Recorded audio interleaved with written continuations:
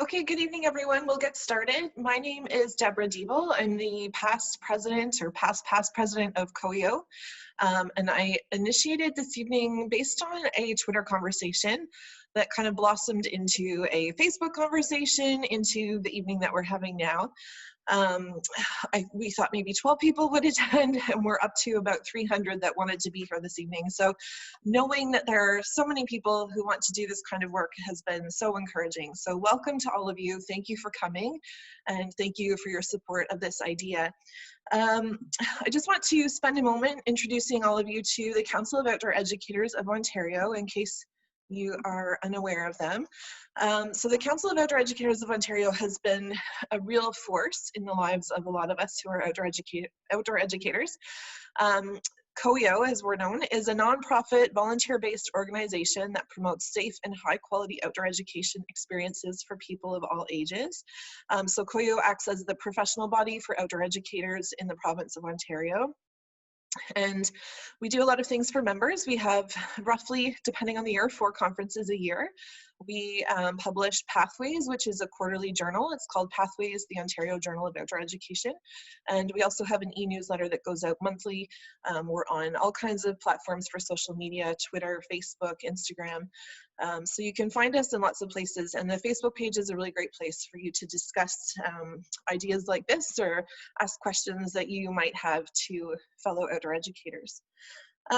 So we're going to get into introducing the speakers in a moment. I just first wanted to let you know that Liz Kirk is on the call with us. Liz is a past president of COEO and will be helping to facilitate the call. So she is taking any questions in the chat, and she'll direct those to speakers. So if you have questions throughout this evening, sorry, I'm just looking something up. If you have questions throughout the evening, put them in the chat, and then at the end we'll try to collate those and direct them to the appropriate speakers. I think that's everything that we wanted to introduce to start with. We are recording the call, so it will be available after. So the first speaker this evening that we're going to start with is Kendra Martin. Kendra came highly recommended to me through a colleague in the Blue Water District School Board where I work.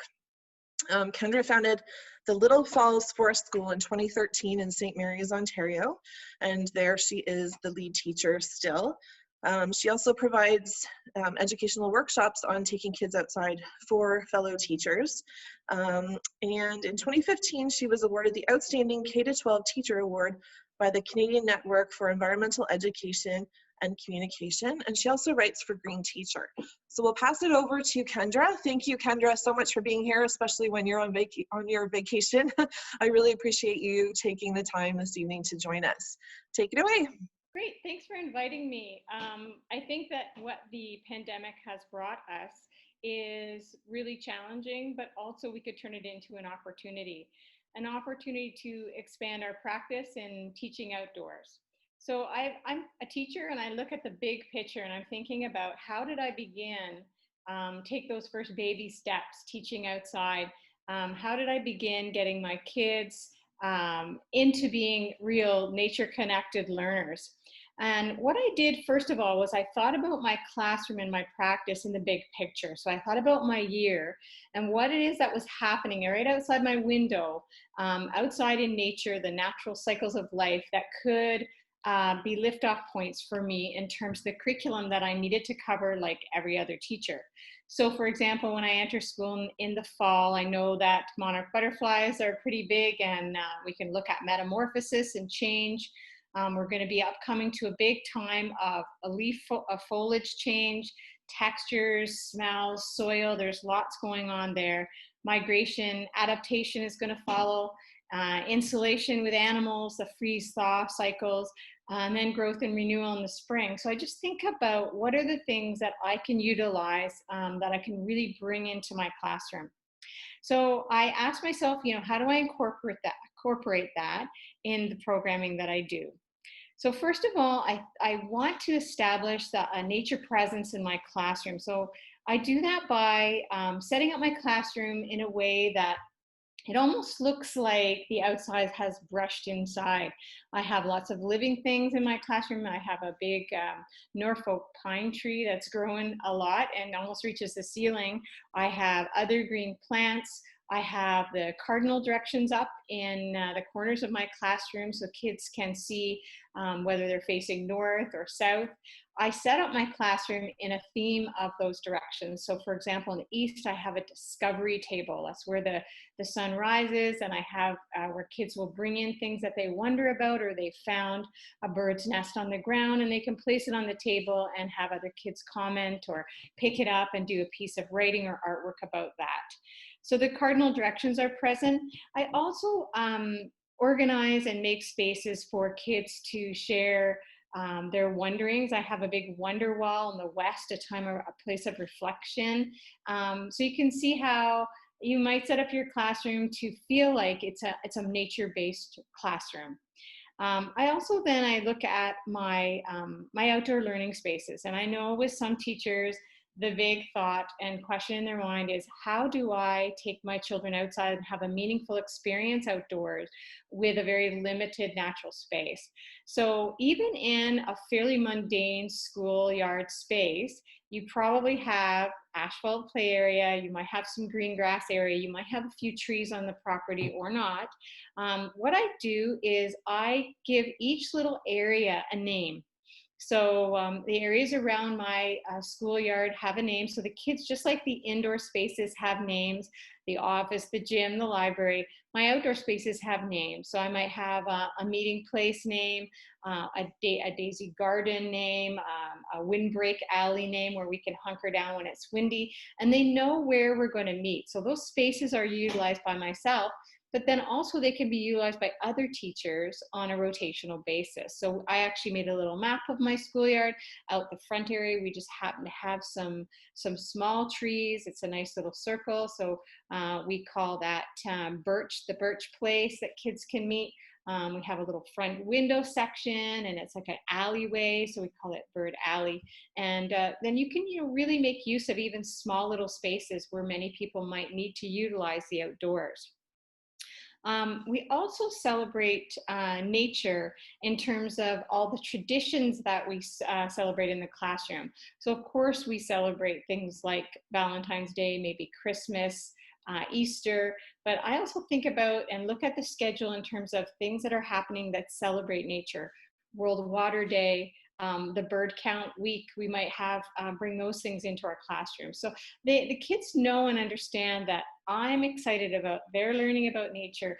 I'm celebrating nature with them. So they end up starting to bring things to share every Monday on our Sharing Monday that really reflect their wonderings and thinking and their noticings in nature.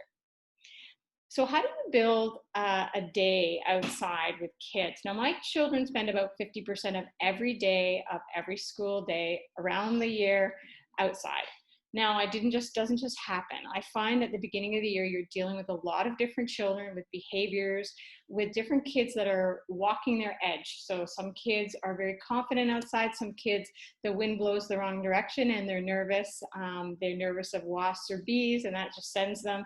They don't want to get their hands dirty. So I find that boot camp, that first 2 weeks, I'm getting my kids immersed in those kinds of things. So I'm really involved with the senses. So I have a real sensory couple of weeks where kids are involved in touching, smelling, getting all their senses invested in nature.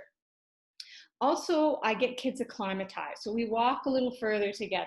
We go out when it's windy and cold, and we learn how to zip that coat up, pull that hat down, how to make our body move so that we're warmer.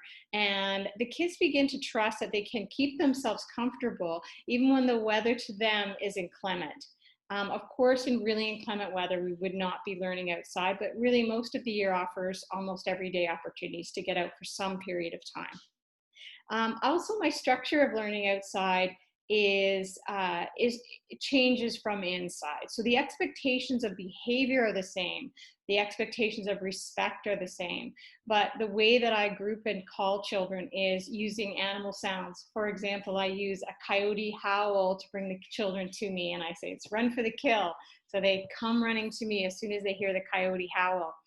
And instead of getting them saying circle up, I call the chickadee sound chickadee, and they circle up like a chickadee nest. If I want them to notice something in nature, they want me to notice, or their friends to notice something, they use a JJ call and point to something. So things from nature that might seem like an intrusion that you want to stop are things that we invite in a context of notice, name, and then move on. So also I use things like put your owl eyes on me, and I hoot, and they know that they stop and they look and they listen. So after repeating and praising this kind of behavior, when they respond to those things, you'd be very surprised. There's very few times when I have to interrupt them and correct in a different way. And it really is a seamless flow outside. So acclimatization, taking time. I always start outdoors no matter what the weather. We greet the day outside with a song. We do a check-in outside, and then we probably would do our reading and some writing outside, or an activity where they have a checklist and they're off doing some language-based or math activities. I think if you hang your hat on some things, core routines, if you'd like, in your week, it becomes easier to get outside. So for example, a routine for me is sit spot reflection. So my children know how to find their spot, their special spot. They actually have a tree friend on our property, because we do have enough trees for that, or a tree friend with a buddy, or a plant friend, and they get to sit and with their tree friend and have a time to look around, open their senses. They might have a little sketch pad, and every day they do it. And you can't believe, after a few days of doing it and into a week, they ask for it. They want to do sit spot reflection. I also do things like using field guides. So field guides are everywhere in my classroom, in a little basket they can get out, and they're amazed to look through field guides, whether it be a little ring where they can go through and see different birds that are local, a Bugs of Ontario book, or a Birds of Ontario. And these are not expensive things to bring into your classroom, but they are utilized a lot by my children anyway. I also use thankfulness as part of every day. At the end of each day, we build in a time for thankfulness, and it usually touches on something outdoors that they've noticed, or that they appreciate: the shade of a tree, the bird's song, etc.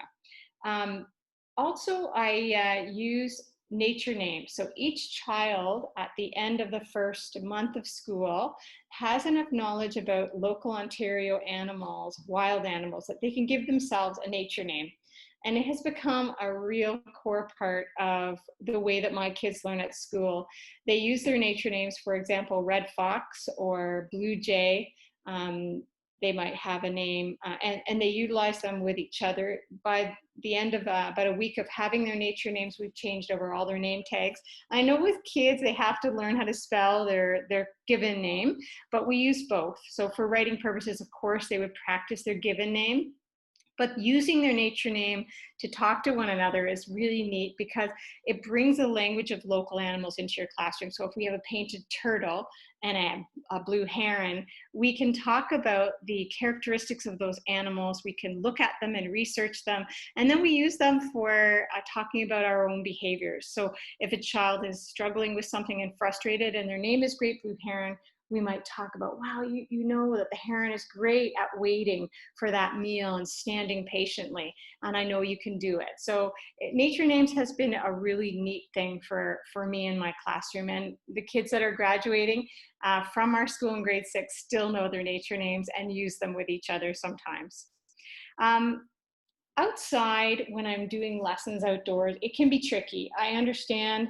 I've done workshops for teachers and been talking about how do you structure a lesson. And I know that a lot of the time it might be exploratory based for young children, but I actually teach grade 2, and I've taught the older grades too. And I think that you need to have a structure for thinking about your lessons. If you, what I use is something called flow learning. So my lessons are structured so that when I go outside, I don't just direct the experience or expect something to happen right away. I know kids get outside and they're excited to be there. So I use this flow learning approach that I've used from a man named Joseph Cornell. If you get a hold of any of his writing, it's pretty interesting. So these stages of flow learning are I get out and I build enthusiasm. So I do a really active activity, something that gets the kids moving, gets them excited and expending some of that extra energy. And then I move into something that will focus their attention, something like doing a sound map, which is just holding out their hand, closing their eyes, and pointing to the sounds in the different areas of where they hear them, and just getting them to really tune in to the outdoors. And then I would give my direct experience lesson or my exploratory lesson, whatever it is. And afterwards, we do something that would reflect and consolidate. So we talk about what we learned, how does that connect with something else. So it's been a nice flow for me and how to keep the kids moving forward. It's obviously just great to have kids bringing things to you and then utilizing what they bring to then introduce new things to them. But the flow learning approach has really helped me keep the children engaged, and really at the end of it, I feel like we have had a great experience together. So I hope that helps in terms of a very quick overview of your classroom flowing to outside, looking at your year, and then planning your lessons. I know there's so much more to learn, and you'll get better every day. It's building a confidence thing, and I know you'll get there.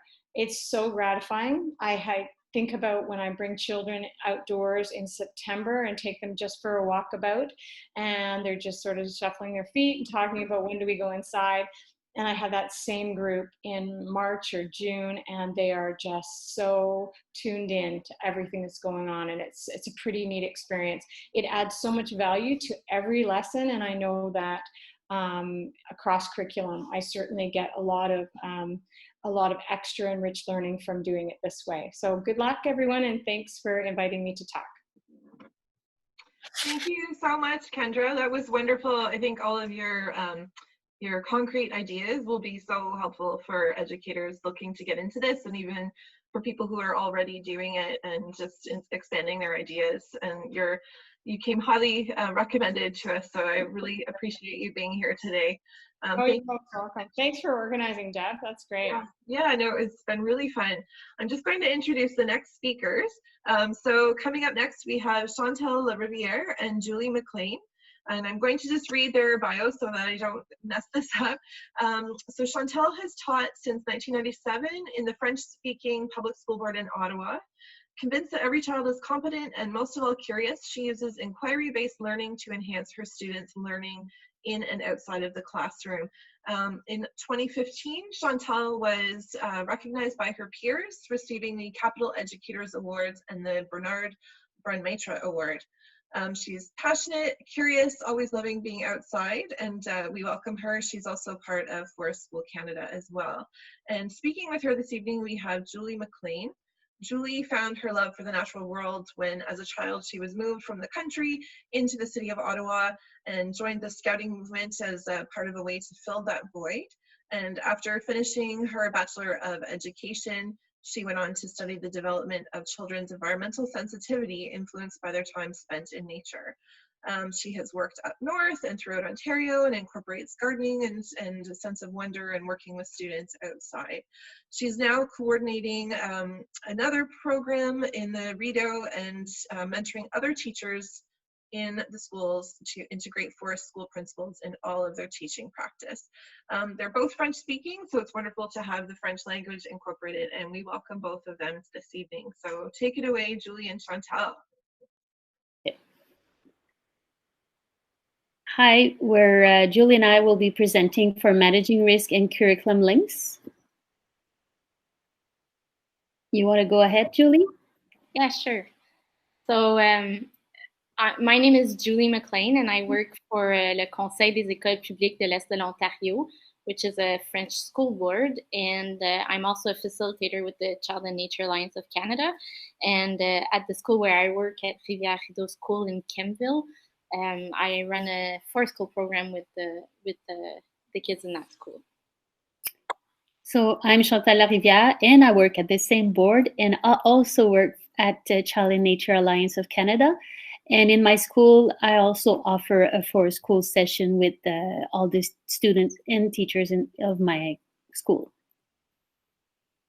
So we'll be presenting 2 parts from this session. Reading the question, we figured out that some of the main questions were about convincing adults. So convincing the administrators, the community partners, the parents, and our colleagues. So we're dividing those two, how to convince the adult, in 2 sections. We'll have the managing risk that Julie will be presenting, and we'll have the curriculum links that I will be presenting. So one of the ways that we can convince adults that outdoor learning is possible is by telling them how we will be managing risk. So there's different ways that we can go about this. We separated it between planning ahead, what to do just before, and what to do during and after going outside with kids. So what we need to do when we're planning ahead is that we need to inform everyone about what we'll be doing. So we have consent forms for parents. We also need to know our site. So it's really important to know where we'll be going with our kids. So that means that we'll be going around our site to find out what is on our site, so that can look like an eco-impact site. We should also check our site daily to make sure that nothing's changed and everything is good to go. And we should also do a more profound site check where we really go through everything that's on our site and really get to know it. So those are things that usually help to convince administrators that we know what we're doing and we know where we're going. It's also really important to have an emergency plan and have that plan known. So that means having someone who's certified in first aid and having a first aid kit with us. It means having ways of communicating if something is going wrong. It means that this plan has been communicated to other people. So different things like that.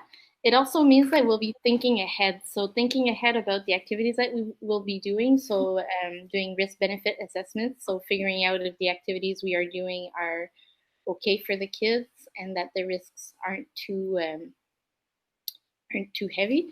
It also means to know how we'll be doing toileting and different things like that. So and our safety routines that we go through with the kids. It's also really important to know our students and to know who we're bringing outside. So know our students, know our colleagues as well. So that's pretty much the planning that we can do ahead and communicate to everyone involved. A day ahead, it also means to be prepared. So make sure our first aid kit is up to date. Make sure we have our class list, check the weather. Make sure also that we have a good ratio. So we know that at our school, we have a ratio of 1:6 for JKSK, and then we have a ratio of 1:8 for the older grades. We do this by having parent volunteers and having teachers, ECEs, resource teachers, teachers' aides that are coming with us. We don't know yet what that will mean for COVID situations, but for sure that's how we do it. The least that you should have is at least have 2 adults so that you're well prepared, and if something happens, there's at least another adult to stay with the kids or whatnot. Just before leaving, it's also important to check the weather again to make sure that it's good weather to go out, that nothing's coming up. It's important to have your class count, make sure you have your routine, and remind your safety routine to the kids.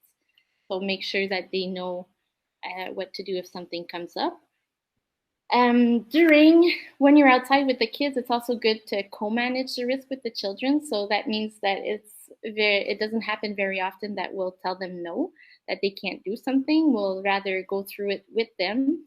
So we'll ask them, well, what do you think? Do you think this is safe, and why is it safe or not safe? And then we'll find ways to, if it is not safe, we'll find ways with them to make it safer. So by doing that, the kids get used to evaluating risks themselves. It's also important to do different dynamic risk assessments. So if something happens, to assess risks dynamically with other adults present and with the kids. And then afterwards, it's important to have a reflection regarding how the session went. And if ever something did go wrong, it's really important to contact parents and complete necessary forms. So those are different things that we do to manage risk. And by communicating all that, it really helps to convince different adults involved that we know what we're doing and we are prepared if something does happen. Here are some tools that can be used. So Outdoor Play Canada has developed a risk-benefit assessment toolkit, and it is available for free right now on their website. So you will find different consent forms and different risk assessment forms. So that will really help you if you need some help regarding risk assessment. And for those of you who might like resources in French, it will soon be available in French. It is being translated right now. So if we want to talk about the learning aspect of for school or the outdoor learning, so there's a continuum for teaching and learning outside. So depending on your intention and what you'll be doing, we can focus on 3 ways of supporting the children. So the first one will just bring the classroom outside for the learning. So you can, for example, if you're planning to read a book, you could just go outside and read a book, and that would be okay, and depending on your situation. So after that, it's the interacting with the nature. So you're using the nature as a pedagogical tool. So as you can see here, you could have done the thermometer, take the weather, the temperature of a classroom. That would be in a classroom, but right now they're doing it outside because they're using the weather of the nature. So they're using nature for learning. And the last aspect is the emergent and the inquiry learning in nature. So as you can see here, the child is very curious, and it's during free play, and she's will be supporting her in her inquiry. So for example, if you want to use, you want to see an example for numeracy, you have the first aspect is nature as inviting a place to learn. So you're using this example is a child who's playing a game of what time is it, Mr. Wolf? So she's showing it's 6 o'clock and the kids would walk 6 o'clock. So you could do that in a gym, but why not doing it outside? It's nice too. After that, you're using nature as a pedagogical tool. So you have the 10 frame square here, and the child collected a collection of nature materials, and she's counting them. And then the last part is a child who was free playing and just painting ice and doing a pizza. And as she was playing, she realized she was doing her fraction, because she started talking about her story was about how many pieces of pizza she would eat, how many she had, how many she would share. So she was doing her story and her own inquiry. After those are resources that you could use if you want to use the numeracy aspect in outdoor learning. After that, if you want to explore literacy outside, so you're doing the same thing again. So nature as an inviting place, as I mentioned already, you're basically reading a book outside or doing an activity that you could do inside in a classroom, but you bring it outside. Like if you're planning on doing a math sheet, filling answers on a paper, that would be also just using nature to learn. You're just going outside to learn, sorry. After that, nature as a pedagogical tool, though. So this one is the kids are doing their reading time. So they've chosen their book and they're using nature to calm down, to focus, and they're reading. And after that, you have the emergent and inquiry learning, which is, you see here, a child was playing, and he found a feather. And he's looking through the books that the teacher usually bring outside in her backpack. So he knew she had a book about feathers, and he's trying to figure out whose feathers it is. So as you see, an inquiry it could be a long process, but in this situation, it was just the day. But it could have gone for different days if he found other feathers. So depending on the situation. So as you can see, you're using the outdoor as an opportunity. So your schoolyard, when you go outside, look for opportunities, what you could do in the schoolyard, what could you do in a park, what you could do in a trail, because each nature space will offer you a special occasion. Just make sure you're aware of those when you're doing your risk assessment, you're evaluating your site, I mean. And yeah. So those are the resources that you could use. You have the walking curriculum. Nature journaling could be very special outside too, for all the metacognition the child could reflect on his learning. And you could also do the same process, but with just different links with curriculum. So you could do it with science, we could do it with arts. So those are books that are very helpful, or very good resource to use.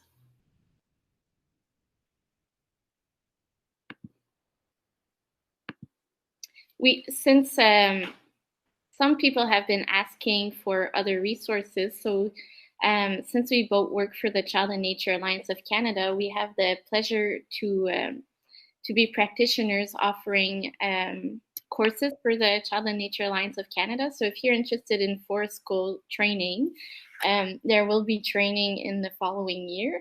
It might look a little different considering our COVID situation, but definitely look online on our Facebook page or on Twitter or on the Child and Nature Alliance website, and you'll find different updates for the course offerings.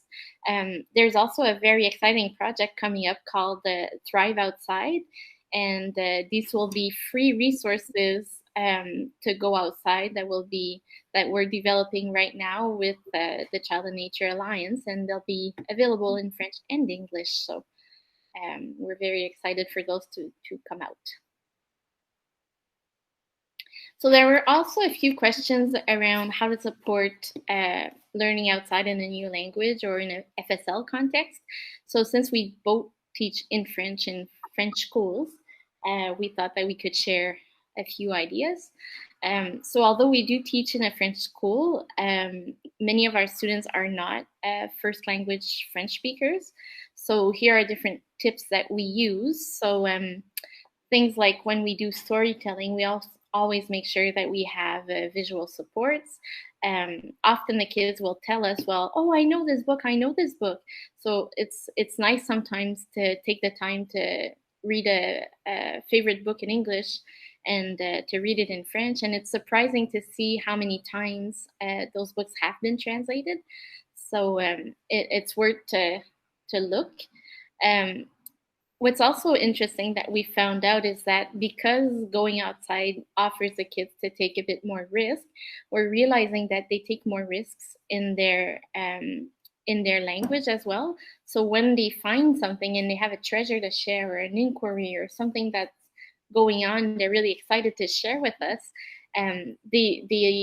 They will look for their French words and they'll take risk and find different ways to explain what's been happening. So it's really important for us to support them in that. So we won't tell them, oh no, that's not the right word. So it's really important to give them the space for that. We'll also create an opportunity for learning and helping each other out. And cooperate. So we'll often do like a knowledge building circle and find the words together for what we want to describe. So those are strategies that we found that have really helped us out. So next I'll be sharing a few resources. So for those of you who know the walking curriculum by Gillian Judson, it also exists in French. It's called Apprendre pas à pas. For those of you who are looking for French books or stories, I've made a Padlet with lots of stories that exist in French, so that's there too. Natural Curiosity also exists in French. And the cool thing about it is that the stories that we can find in Natural Curiosity aren't translations. They're actually different stories by French teachers. So if you read French, you get double the examples, which is kind of cool. And then a few other resources that we've left there for you to check out. So what we did for the online learning, so since March we've not been in school for as most of you because of COVID. So we wanted to support our students with continuing the outdoor learning. So what we proposed to them is that we would do a video of different activities they could do outside. So if you're interested in those and watching them, they're in French because we were supporting our French parents and our French students. So you could go on Facebook, you click the link, click on the picture, and it will bring you to Facebook page, and you'll see our different videos. We did some land arts, we did some curriculum walks with Jillian. Julie made wood sticks to count or to do math. So we have different possibilities for the online learning. So this is it. Julie and I are very happy for presenting these information. Don't hesitate to contact us. We will be glad to help you support with your process. Julie, you want to say the last word? Well, I'd just like to thank COEO and the Child and Nature Alliance of Canada for this opportunity. It's really nice to be able to share what we're so passionate about. So hopefully you'll enjoy going outside with your students. So thank you so much, Julie and Chantel. We really appreciate you being here. Not only have you been chatting with teachers in the province of Quebec and getting feedback from them, which helps reassure us and what things could look like next year, but also just having your French learning experience, French language experience, and also the matrix that you offered for helping people kind of scale up their involvement in the outdoors, I think will be really helpful for teachers. So we really appreciate you being here. Next up, we have Barbara Sheridan. Barb is a friend and colleague through COEO. She sits on the COEO board of directors and was one of the first people to jump on board with this whole idea of doing the webinar. So I'm super appreciative of Barb being here. I have attended her sessions before, and she's quite inspiring. I apologize that I'm reading these bios, but I don't want to miss anything. So I know Barbara is the founder and lead teacher at the Barrie Forest and Natural Learning School. She's been doing this for almost a decade. She's currently teaching inquiry, problem-based and project-based learning online as well. And she has more than 20 years of experience teaching preschool and school-age children and staff using child-directed social and play skills, child-specific and child-centered programming, and training other professionals in the same approach. She has completed level 3 of Forest School Kindergarten teacher training from Cedar Song with Erin Kenny, and she is currently finishing her coursework for her Master's in Education, Sustainable Education, with a focus on self-directed learning, including inquiry, problem-based, and project-based learning. So I'm really excited to hear what Barbara says, and thank you, Barbara, for being here. You can take it away. We go. So this teaching outdoors in the times of COVID. So basically what I have done is people submitted a lot of the questions. So I tried to sort of group them into different areas and answer some of the questions that I hopefully can answer. So I'm Barb. I won't go through the whole thing because I only have 10 minutes, but I'll leave it up for minutes. So there is going to be a video after. So if anybody wants to kind of come back and refer to stuff, they can come back and refer to all the stuff that I talk about, because I believe we're having everything sent out. So the first thing I want to do is give an acknowledgement to everybody who's here. So I want to acknowledge how tough these times are and how uncertain they are. And I want to thank everyone for being here to take us trying to find solutions and do the best that we can for the kids. So I don't know if I'm going to have the right answers for everybody because everybody's sort of in different circumstances, like their boards are deciding different things, different health departments. But I will try my best to give sort of general guidelines for what we're talking about of things that are happening right now. So yeah, like I said, I'll try and give those general guidelines. So if there's anything specific that anybody wants to talk about, I am just finishing up my coursework for my master's program. So it won't be for a couple weeks, but I'll try to answer questions. Either I'm going to be doing a blog post. I do blogging for Explorations Early Learning. So I'm going to be doing a blog post that covers some of this stuff too. So I can either field it there or personally, hopefully, to try and help some people out. So the second part of the acknowledgement is this is a time of change and innovation, and it's uncomfortable and it's scary and it's anxiety provoking kind of for everybody.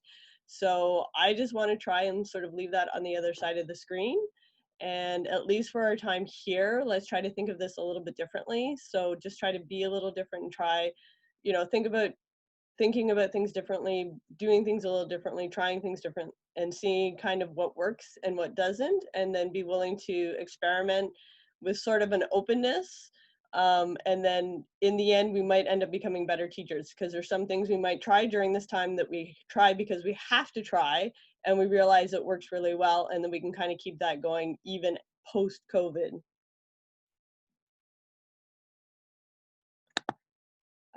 So kindergarten goals and COVID teacher questions. So I actually have a screen with the questions, but just because I'm limited on time, I'm going to go to the second screen, which gives the answers. And then I also have the same screen afterwards, so I can talk more in depth about how it answers the questions. So there was a lot of questions about kindergarten goals, and basically getting involved in how do we implement this when we're outside? How do we do this in times of COVID? How do we do with the online learning? So one of the things I wanted to talk about was backwards planning. So with backwards planning, just the kind of Reader's Digest version is you let the kids play, you observe their play, and you see what they're doing. And once you see what they're doing, then you link back to the curriculum. So what you can look at is having two separate times for play. You can have learning play time and then follow-up time. So the learning play time is just free play, and you're there, you document, you watch the play, you take pictures, and that's what your job is. So the follow-up can be done either online or in person, because I know a lot of people are looking at doing mixed learning, so their kids are going to be in their class sometimes, they're going to be at home sometimes, they're going to be outside sometimes. So you can kind of take this, and if you have more time in class, you can do it in class. If not, you can do assignments, or some places I hear are doing Zoom meetings with the children, so you can do Zoom meetings to do follow-ups with the play that's actually happening. So one example of that would be, you can see in the picture, the kids are measuring things with sticks there. They're actually measuring each other with sticks in this one, but they could be really measuring anything. So you can take pictures of that. They're measuring sticks, and then online you can post a lesson for them to find things at their house to measure with sticks. And so they can go around their house and try and find measurement, and then you're covering one area of the math curriculum.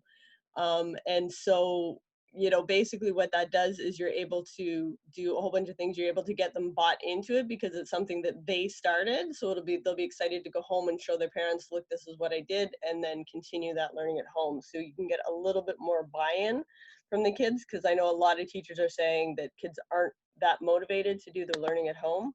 So that can be one thing that can help with that.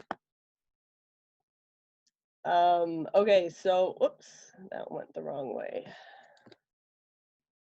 Just got to go back a slide.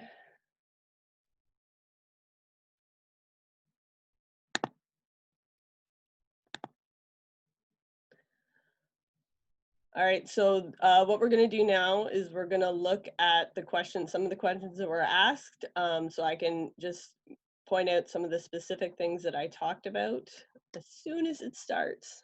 Wonderful technology glitches. I'm sure everybody's learning about that, doing all the learning at home, so. Okay, so one of the questions was, how can I make meaningful connections to curriculum without interrupting their natural exploring? So this definitely touches on that question, because they're able to naturally explore. You don't have to do those interruptions. You just document and then later on follow up once that play is finished. Looking at incorporating more time outside to touch on all areas of the curriculum. The children quite naturally follow almost all the areas, if not all the areas outside. So this is definitely possible depending upon which loose parts you actually put out for them. How do I start inquiries outside that don't start with a link to math or literacy, but link during or at the end? So this one is basically asking, she doesn't want to start an inquiry herself. She wants to see what the kids do. And as you can see, this naturally kind of goes into that. How can I develop more individual inquiries or inquiry stances? By having the kids playing, you're having limitless amounts of kids. Like, you'll have 3 or 4 different groups and they're all doing different things. You can take the best of them and then put that online or outside activities. Considering we are going to have mixed up year, partial attendance in class and online, what are the best practices to reduce planning and organization to engage in meaningful activities? So this works well because there's not much pre-planning. You go, you are in the forest, and then you document while you're there and assess while you're there. So you're not having to do a lot of planning beforehand. You do have to do some afterwards in linking, but it definitely cuts the amount of time that you have to at least plan for things. So we are working in groups of 2 groups on 15 on alternating days. How can we best engage the students virtually? So as I mentioned on the last slide, this is excellent for doing that because they are actually buying in because it's something that they did initially. So they'll be more motivated to continue doing it online at home. So kindergarten kit teacher questions. So again, I'll deal with those after. Loose parts, loose parts, loose parts. I can't say enough about loose parts with kindergarten kids, even older kids as well, but especially the kindergarten kids, and especially with the way the kindergarten program is actually run.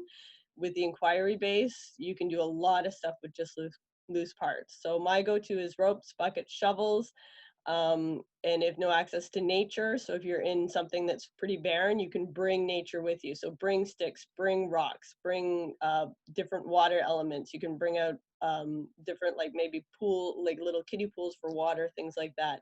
And again, that will be changed depending upon what's allowed at your school and what's not, but you can sort of go by that guideline of doing those loose parts. Yeah, so if you want to focus on specific areas, you can bring out specific materials. So if you're looking at wanting to cover the math, you can bring out measuring cups, measuring tapes, lots of different loose parts to see what they experiment and do with. And in terms of the actual kit, because there were questions about cleaning, I know places in Europe and right now even in Ontario, the daycares and camps, what they're being told to do is have bubbles of 10 children, and each of the bubbles, they have to have their own materials, or if it crosses, then they clean. So if you have one bubble, you just have materials for that particular bubble, and then it doesn't cross, and then so that's less work for you. It is a little bit more expensive because you're having to go across. If you are looking more at the expense side of things, then yes, then you could look at cleaning instead. So it just depends upon what you kind of are wanting to do more of.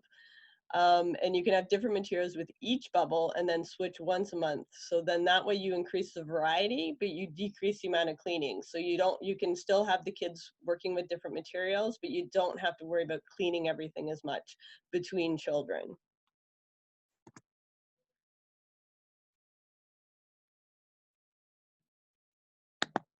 All right.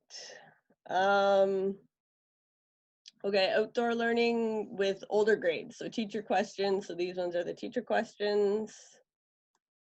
Did I miss a slide there? I don't think I got the teacher questions with the last one. No. Okay, so I will do that. So I'll actually start while I wait for it to load, so I'll be smart this time and read it first. So the props are shared among the kids. So a lot of those questions just dealt with some of the stuff that I said. So worrying about the cleaning procedures, worrying about not having a lot in your yard. If you're bringing a kit with you, you can kind of make your environment a little more rich, even if you don't have access to that nature. You can bring stuff with you so that you're actually able to do that. And like I said, working with those bubbles, you can either do it in an inexpensive way by each having their own kit and then having different stuff, or you can have one kit but clean more often. So wherever your priorities lay is kind of where you can go with that. So other questions were suggestions for older grades. My school goes up to 7. So I can see it kind of going up, and then as well I do project-based learning and problem-based learning with older kids. So I wanted to cover a little bit of that. So project learning, just so people know the difference, I'll try and cover it quickly, is it's a closed project. So basically the teacher knows from beginning to end what's going to happen. So they know the different sheets that are going to be done. They know everything that's going to happen. Project-based learning is a little bit different because the children decide on a certain task. And then nobody really knows what's going to happen in the end. So they may want to open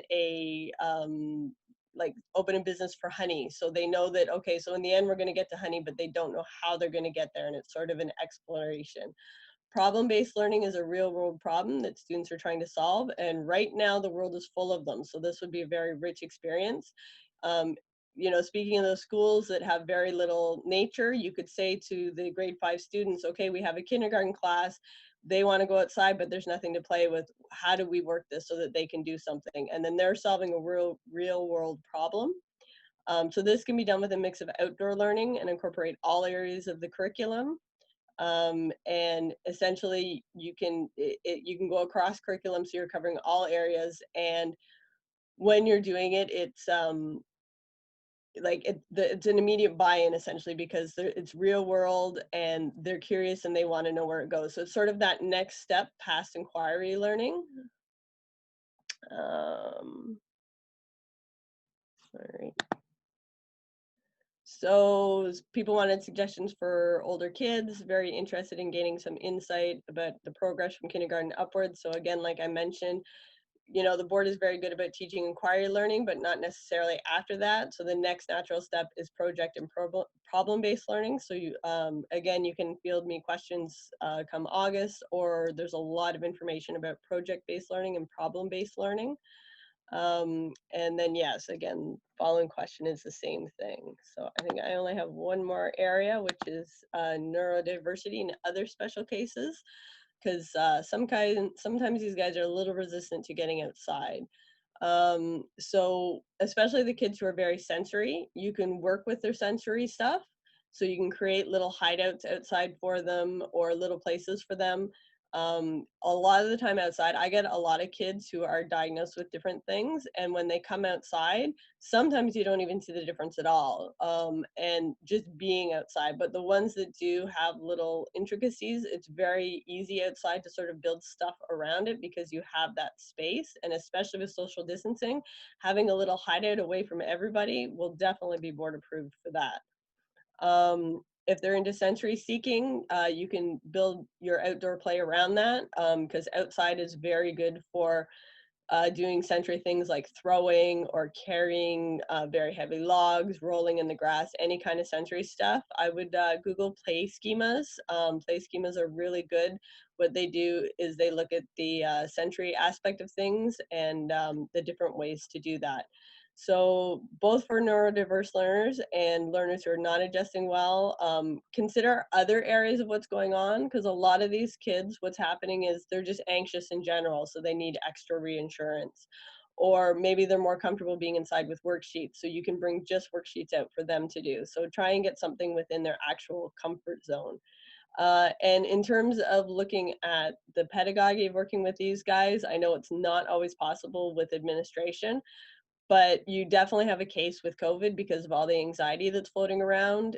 These guys really don't do well if there are sort of other things going on and they don't feel safe. They learn their best when they feel safe. So the priority should be making a nice, safe environment for them and not worrying so much about learning. And then trying to justify that essentially with your administration, which I know can be hard. So people again had asked about kids with sensory problems and what to do if kids aren't settling into this type of play. So hopefully I answered those. So just some general tips.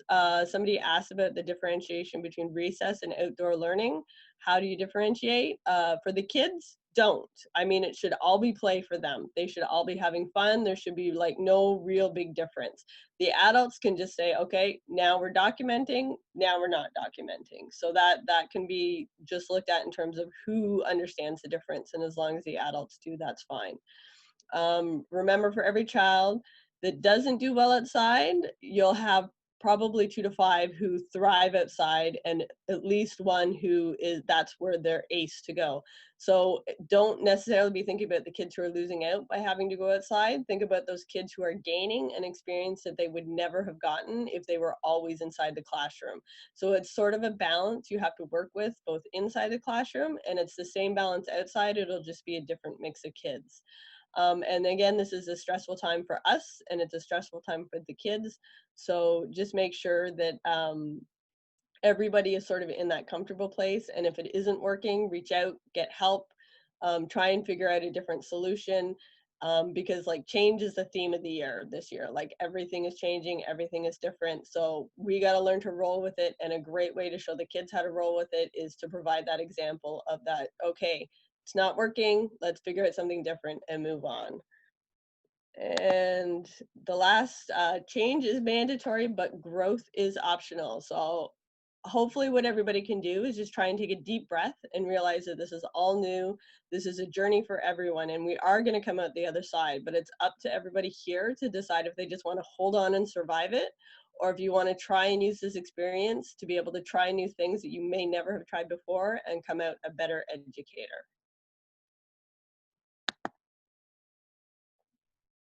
All right, so I think that's it for me. I saw the chat thing popping up, but I couldn't see it when I was doing it, the screen share. Thank you so much, Barbara. Such words of wisdom and hopeful as well. Yes. Liz, you've been moderating the chat. Is there anything you wanted to go into before we have Lisa speak? Or do we want to wait till the end? I think we'll wait to the end. I know we might be a little tight on time, and certainly we can follow up with people by email if we don't get to all the questions, but Great. We'll have Lisa, and then if anyone does have a question that's come up from our presenters so far, you can just type it in the chat and we'll make note, and we'll get to as many as we can before 8:30. Great. Okay, thank you. So next up we have Lisa Graham. She is super peppy and enthusiastic, and so I'm so excited to have her presenting this evening. I've seen her present at COEO conferences and found her talk so inspiring, and she also was one of the first people to sign on to do this for us tonight. So thank you, Lisa. I'll just quickly review your bio as well. So Lisa is a kindergarten teacher at the Halton District School Board who has presented her outdoor classroom initiative at COEO conferences. She's also one of the co-authors of the Into Nature Teaching Guide. She set up a weekly forest school program in 2 Halton District School Board schools while mentoring and providing professional development for teachers of grades K through 8 throughout her school board. Some of her sessions that I've been to also speak to what to do in winter, so she has some knowledge around that, and I'm not sure what she's going to share this evening, but there are some questions in that vein from our questions that were submitted ahead of time. So hopefully we'll hear a bit about that as well from you, Lisa. So thank you. You can take it away, and thanks again for being here. Awesome. Thanks so much, Deb. I keep getting a flash on my screen saying my internet connection is unstable, which hasn't happened before. And of course, it's happening tonight. So hopefully you'll be able to hear me okay. And please let me know in the comment box if I'm not coming through okay. So I guess where I'm going to start is we don't know how much experience everyone here has. So I'm just going to start from the beginning a little bit and talk about my story. When I started wanting to take kids outside, I had a lot of, I don't know how to say, just arguing with principals, disagreeing with principals, convincing principals. I guess I started about 18 years ago trying to take kids out as much as possible, starting from convincing principals that it was okay to have kids outside in the pen when it wasn't recess time, to slowly making my way out in the schoolyard, to experiencing different forests in the area, to actually taking my kids to provincial parks 1 full day for every week and convincing the other teachers at my school to do so. So I think I've gone through about 5 different principals and convinced them that this was an okay thing, and helped my teaching partner, my EZE teaching partners, to love it and thrive in it when some of them weren't sure at the beginning, and also the other OCTs and ECEs at my schools. So I'm actually going to a new school this year. One of the things I've learned in the last school I went to, I actually went to a school where a principal was looking for someone who was into taking kids outside. So that was exciting and really expanded my repertoire. But I decided, I live in Georgetown, Ontario, and I decided this year to move to a school in Georgetown because I have a little guy who's 4 and am spending an hour and a half in the car every day. So I've changed that, and it turns out that I got the job because of my outdoor experience, and I'm now going to be working with a lot of new teachers at this school, and hopefully starting more outdoor play and forest experiences at this school. So as a lot of you right now are in an experience where maybe you haven't taken kids outside very much, and you're thinking, well, now that COVID's going on, this is something I need to try. Or maybe at the end of, in last March, you were thinking, this is something I want to start doing in the future. So I think the first thing to think about is that this is the perfect time for admin that have been worried in the past that haven't been sure. This is a great way for us to convince them because of all the space. And the presenters so far, you've been amazing in giving us so much fantastic information on how to do so and answering these questions. But this is the time where we can convince the admin that this is what kids need. Anxiety levels are up, mental health, kids have been locked inside their houses, not playing outside. And this is what they need. We know that being outdoors is great for mental health and making kids calm. We know that kids have not been getting exercise during this time. Some have, some lucky kids have, but a lot of kids haven't. So we know that physical development is very important in young children and playing with others. So we have a stepping stone to talk to those administrators that aren't quite sure what to do. So I think the first step is talking to your teaching partner, your OCT, your ECE, the other kindergarten teachers that might work at your school or wherever you're working, and see how people are feeling. It's great to start conversation. You might find out that some people have skills that you had no idea about, or that some people are feeling a little nervous and they might need to work with you, and you might need to talk to work through this with one another. One thing I want to share with you to start is the Into Nature guide that I was so lucky to be a co-author of. And the reason I'm showing this to you is, first of all, it is free, and because then you can save your money for buying all of these great materials that you'll use with your kids outside. But so it's called Into Nature. And I know that Bonnie has already typed that, but maybe Bonnie, you could type it again, where to find it, at www.backtonature.ca.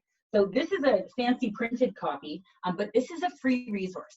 And looking through many of the questions that you had, a lot of the questions are answered in this resource right here. So if you don't mind, I'm just going to give you a little tour of my battered copy. It starts with answering questions about things that you need to think about when you start taking your kids outside. And I'm not going to read it to you because you can go through it yourself, and it's free. It starts with a questionnaire so that you know what you need to start thinking about before taking your kids out. There are sample letters to administrators and to parents just to get you started. This was written quite a while ago now, so there's so much that you can add and so much research that's been done since this. A list of materials. A lot of people were asking about what you'd bring in your Wonder Wagon or in your backpack. There's sort of top 5 things that you would bring outside with you. And this is an awesome list that talks about everything that you would need to think about. And then what it does actually is it goes into lessons of things you need to think about when you start taking your kids outside. And this is applicable from kindergarten to grade 8, talking about making a co-created nature contract and different step-by-step lessons of how to get your kids out there if you absolutely have no idea. So with my kindergarten class every year, first it starts with conversations with administrators, teaching partners, and parents as well. Getting your resources, your backpack, your wagon, whatever that is, what you're going to do outside, what you're going to play with, sort of getting those things set up in the summertime if you can. And I don't know exactly how that's going to work this year. Barbara, you had some really neat ideas. I love that you brought in the groups of 10 idea, so everyone's sharing materials. Maybe you have Lysol wipes in your backpack, so you're constantly wiping things between sharing. I don't know. It's something that I've really been thinking about what to do as well. And I think the biggest tip, if this is something that you're trying for the first time, is start slowly. You are a great teacher and you know how to manage children. If you know how to do this inside, you can do it outside, but you have to have confidence in yourself and start slowly. So, and a lot of the kids will need that too. So if you're at a school with the typical pen, I know it's a horrible word, but you start there. You start with playing. You start setting up expectations with kids, maybe so bringing stories out to read outside, so they know that there's exploration time outside, but there's also focusing time outside, because kids will need some practice with that to listen to a story while they're out there. So starting there and then moving out. So when you feel comfortable outside and you've got your practices and transitions and things like that set up, moving outside of the pen or that safe area or whatever that looks like at your school, and moving out to your schoolyard.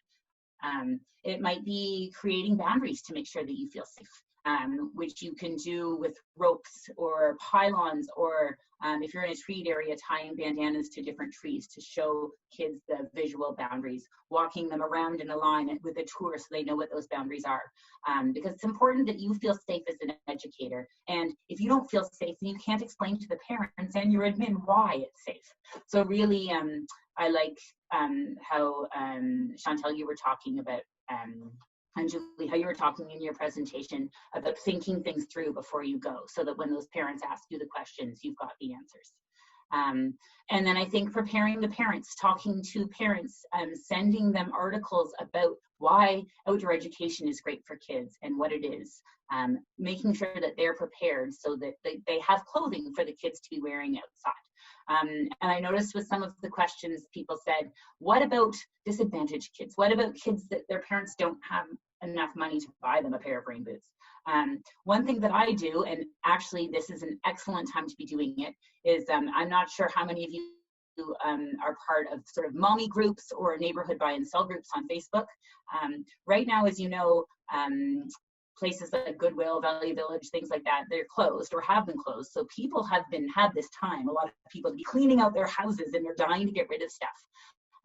So what I ask for in my parent groups every year are rain boots, boots, snow pants, things like that. And I actually have a collection of those things. Now, again, I know you're probably thinking, okay, with COVID, how do we do this? I don't know. Does it just mean that after someone has worn it, no one can touch it for 3 days? And then it's up for grabs. Does it mean you're taking home to wash it? Maybe. And again, that's something you have to figure out with your comfort level. And it does take a lot of work driving from place to place or getting things dropped off. But having that library of extra clothes for kids that might not have it is very, very important. So starting slowly, also people were asking about ideas. So what if we have a barren schoolyard? What if there's nothing to do? What do we do out there? If we put kids in a beautiful forest, fantastic.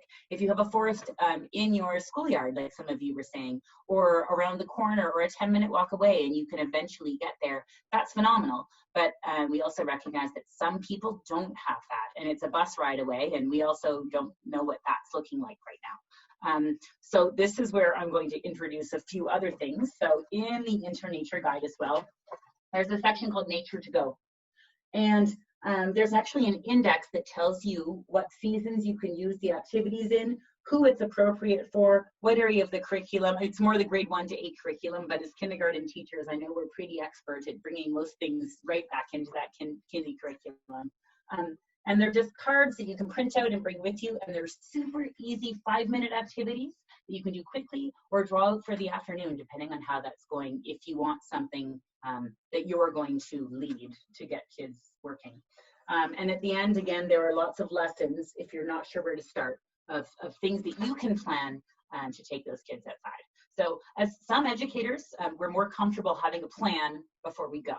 And the more time that you do spend outside, and those of you who are versed in this know that when kids are outside, they come up with their own plans. They come up with their own lessons and strategies and inquiry, and they will take you. And you're no longer taking them. You're their guide in asking questions and guiding them towards higher learning and higher thinking. But when you start to become comfortable with it, they really will. Which is on the same, I'm not an author of this one, but again, it's from the Back to Nature. And it's another free resource. And this is more geared towards, I find that I use it more at the beginning of the kindergarten year, more so than at the end, because it's really, I think, geared for the developmental stages of sort of those kids that have just newly turned 4, also to be used in sort of daycare settings, or with infants, there are ideas as well. And there are just tons of ideas of loose parts or things that you can leave outside that the kids can then discover to start their own learning. So those are 2 wonderful resources that are free that I cannot suggest enough to get you started on your learning if this is your learning point where you're just starting. Or if you have colleagues that aren't sure where to start, they can just print these resources up and so many of the questions are answered. Of course, I'm happy at any time if you email me to help you with anything or let you know how it's going in my school or sort of some of the stumbling blocks I've come across and how I've been okay and how I've continued in, I guess, 2 different schools now, starting the every Wednesday the kids are out all day. And it's started in kindergarten, and last year I moved it up to a grade 1-2 program as well, which was pretty neat. So I know that there's a lot of questions out there, so I'll stop now. But again, if you have any direct questions for me, please let me know. Oh, and Bonnie also pointed out, thank you so much, Bonnie, that these resources are also available in French. Yay! So thank you very much, everyone. Awesome. Thank you so much, Lisa. Again, inspiring as always. And it's so nice to hear your personal experience too, and to know that many administrators can be brought on board. So I know that's a concern for some of us. So thank you so much. At this point, we're going to turn things over to Liz, who's been moderating the chat, and she'll direct some of your questions to our panelists. Take it away, Liz. Great, and huge thanks to everyone. That was amazing. We had so many questions covering a diverse range of topics, and I think each of you really spoke well to different areas, and wow, that was just an amazing amount of information. So thank you all. A couple of questions that came up. Certainly Bonnie mentioned a bunch, so if you want to say anything in addition, Bonnie, feel free, but I can throw a couple out there to the panel. The first one, Bonnie had brought up while Kendra was speaking about multiple classes. So how do you manage multiple classes at a time with prep and implementing? Does anyone want to speak to that? Multiple classes meaning like classes at home learning, Bonnie, or and classes that you have in front of you? Is that what you mean? Multiple classes in front of you. Like I have an elementary school, everyone wants to be outside because that's the cool thing to do, because we all know that, but there's 14 classes and only so much acreage. Yeah, I hear what you're, yeah, great question. What we do at our school is we don't have a beautiful physical plant, and I noticed that a lot of people were saying, you know, I don't have the physical beautiful spaces. So yeah, I think they'll be in high demand, if that's what you're saying, in terms of trying to keep children separate. We name our learning pockets, even if they be humble areas. So for example, we might have a small area that's a sheltered area where you could go when it's windy. We might have a grassy area where kids could sit in a circle, and we name those nature names. Like we might name it something like Hilltop Classroom or Windbreak Alley or Bird Alley, and then we actually put them on a map so that all the teachers in our school know what areas are called in our little spaces outside, and they can either sign up for those use of those spaces or let people know by email, hey, I'm going to, you know, Hilltop Classroom, I'm going to Windbreak Alley, I'm going to Bird Alley, whatever, and utilize that space. I think it's going to be tricky, right? With a lot of teachers wanting to learn outside, and I think we're going to have to manage that centrally in our schools a little better, having everybody talking the same language in terms of those spaces really helps, and having teachers know those spaces are available to them and what times they're available really helps as well. Does that sort of touch on your question, Bonnie? Thanks. Yeah, we did mention this a little bit, but Kendra, while you're on the line, is there anything you would think about changing in terms of COVID with relation to your protocols you were mentioning? Anything you're in discussion with principals about right now, or anything along those lines? Yeah, I'm going to talk to my superintendent, because I think our changes are going to be sweeping in terms of the board adopting policies that affect everyone, and I'm keen to make changes that will help people get outdoors more, because I think the answer is that we are going to be more successful utilizing social distancing and helping kids. I think Lisa mentioned, you know, that stress that we're going to deal with when kids come back. I don't know what that's going to look like, but I know it's going to be huge. These kids have been at home for a long time under their parents' care, and they've also been, many of them, separate from what feeds them, which we kind of buy into is nature. And so I think for my program, I'm going to try to be outdoors just more, and I'm going to try to modify the things that I do that bring kids in closer proximity without making them feel that it's an unnatural thing to do. Like, I think it's tricky. I watch what's happening in Quebec and other areas, and it's really makes me feel, it makes me feel a little bit sad that kids are going to be so on high alert. So if we can make that go into the background a little bit by managing our spaces before they come, and it might be, sort of markers on the ground that aren't really big for the kids. Their tree friend can be separate from another child, that kind of thing, and managing those outdoor spaces in a big way will really help. That's great. Thank you. You're welcome. We did have a question just come in from John. As I hear thunder in the scene behind me outside with this hot weather, he's just asking about inclement weather. So some people did touch on this a little bit, but does anyone want to share policies or ways around navigating the inclement weather with concerned parents or administrators? Bonnie would like to share. One of the things that I've been doing a lot of is umbrella science, where there are certain things that can only happen when it's raining. Surface area, puddles, where does water gather, worm rescue systems, they're very important for soil, and things you can only do when you get wet, and then you're gonna dry out. Like, no one's gonna, but you need a policy. But you need a policy in place, and parents need to know that wet is the way to go. And if you don't have, the kids don't have umbrellas, I have been rating public transit for years and go and visit them and score free umbrellas from their lost and found. And they're just stored at the door in a garbage pail, so there's no puddle in the actual room. And then when it's raining, the kids are like, we must go outside, we have umbrellas. Should we just tell everybody that you've been hit by lightning 4 times? 3. 4th could be tonight if we work this right. But never while teaching others, just on my own fun, frolicking time. And having the children hold lightning rods with tinfoil party hats is not a problem. Great tip. Thanks, Bonnie.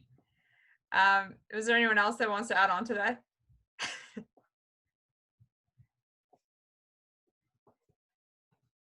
Can't top that. There was a question that came up. Liz, sorry, Julie was going to speak to that. Sorry. Oh, sorry. I can only see so many people on the screen. Yeah. Go ahead, Julie. Yeah, I was just going to say that when parents are on board, it's easy to go out when our inclement weather policy is made ready for everyone. So we go outside until -27 with the windshield, for example, in winter, and we just adapt our activities. So if we know that it's going to be really cold, then we plan an activity that's going to be moving. And if we know that it's going to be rainy, then we bring out tarps, and then we build forts and stuff like that. And we, just like Bonnie said, like, play in puddles and stuff like that. So for us, it's really like when everyone's aware, you can adapt your activities, and it just makes it so much more fun for the kids that they know what's coming on. There's always ways, like I know when it's really, really cold, we've been doing like teas with the kids, and I know the little girls really like they're drinking tea like princesses, and it's just like mint and water and stuff like that. So there's different ways of keeping warm and just like planning ahead, and the kids don't even notice that the weather is different.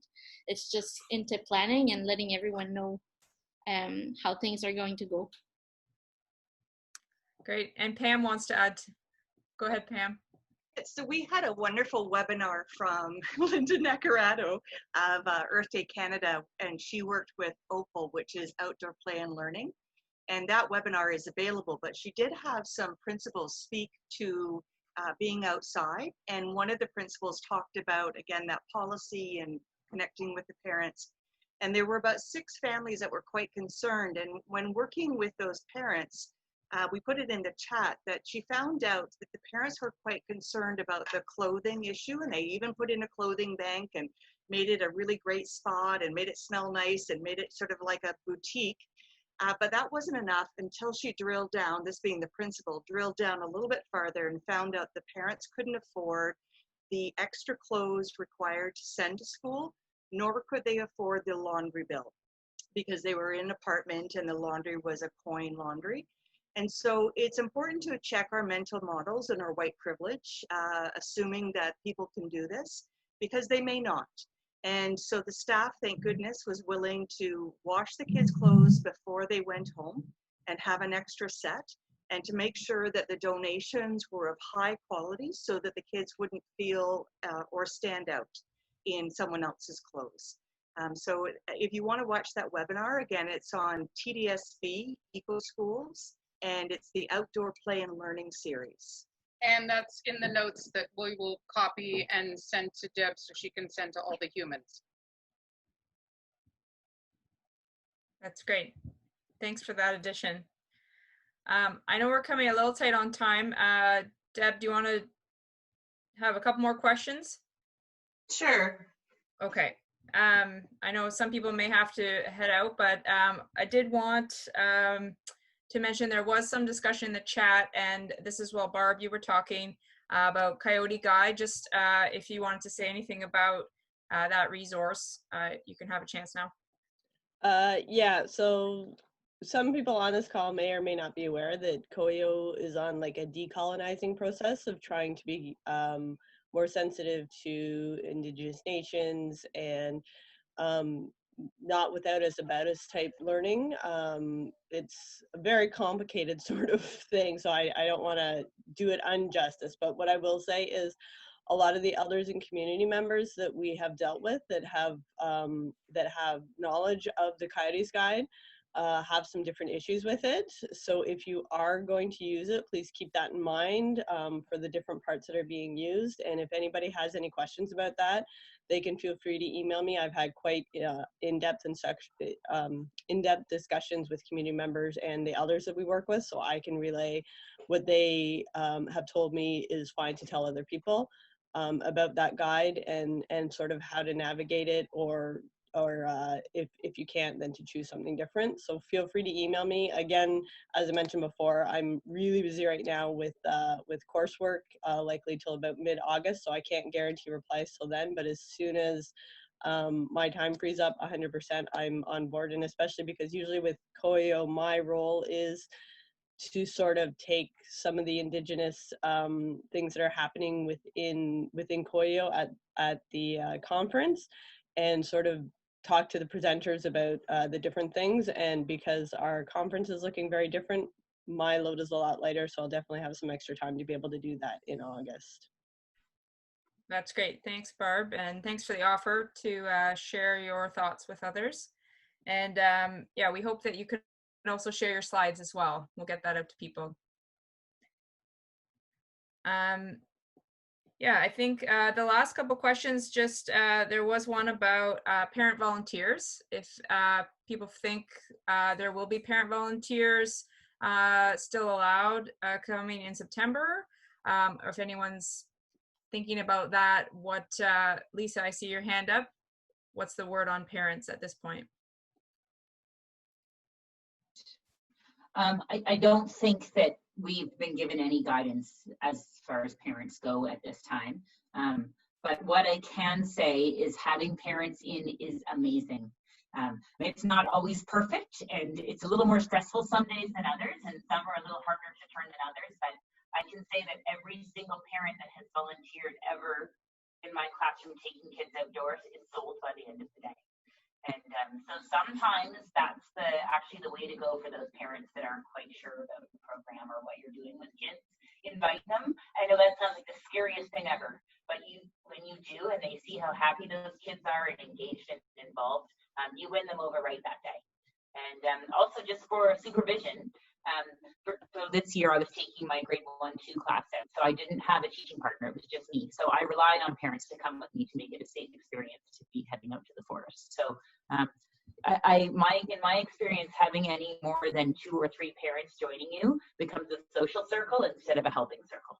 So, and often the voices are louder during your lesson and teaching times because of conversations rather than being engaged. So I found over the years we had a rule of 2 to 3 parents tops, and then that was it. If you can get that many, and when on the days that we could, wow, we were lucky. I see lots of nodding heads when you talk about the ideal number of parents. Thanks for that, Lisa. And very last question, this is from Bonnie. Feel free to jump in, Bonnie, but about Julie, when you were speaking around kind of how to speak to different audiences about what you're doing, do you have any issue with people involved with the union? Is there anything that you can say about kind of sharing this information with people involved with the union that may have concerns? Yeah, so what we've done at our school is that we, and for our school board, because Chantal's school and I are in the same school board, what we've done is set up like a one-pager to explain like what does it mean to teach at our school. So having that done, so for teachers and ECEs, because it's a whole school program with our 4 school programs, so which means that each class has half a day outside a week, and I support the teachers and I support the students in doing that. So when they apply for a job at our school, whether it's a transfer from another school or whether it's a new job, they get it says that they have to be willing to teach outside, and it says that they have to be able to follow these guidelines. So they know ahead of time. And we worked with the human resources at our board to make sure that these were all compliant with different hiring policies. So that's kind of how we went around like unions, because then you can't say that you didn't know. So when you apply and you work there, and every year we've been making it a bit more thorough so people know really what they're getting into. So they know that they'll have to eventually go through forest school training. They know that they'll have to what they're looking at. That, and we put the inclement weather policy as well, because sometimes that is an issue with colleagues as well who are less keen on going outside at minus 27. So so when it's transparent, then it's really it hasn't been an issue yet with unions. That's great, thank you. And thanks again for our amazing panel for handling questions and your great presentations. And I'm going to turn it back to Deb because that's all I had for questions. Thank you, Liz, for moderating that. That's awesome. One thing I'll quickly mention before we sign off, Barbara and I were chatting beforehand about people having questions about how to incorporate more Indigenous content with, and keeping in mind that not about us without us. And so if it's something that you're interested in knowing how to do with making connections with communities and that kind of thing, and doing it properly so that we're not culturally appropriating and that we're sensitive to our local communities. Barbara, she and I were chatting about maybe this, it could be another topic for another webinar another time. So if you're interested in that, maybe just put a yes or something in the chat box, or also email me with some questions, and that could pose another topic for another webinar sometime soon. So thank you for that suggestion, Barbara. We don't want to be insensitive or have hollow sort of information and content that we're presenting. So again, thank you so much to all of you. This was a process that I think all of us are learning. We're learning new technology and new ways of doing things and really stretching ourselves.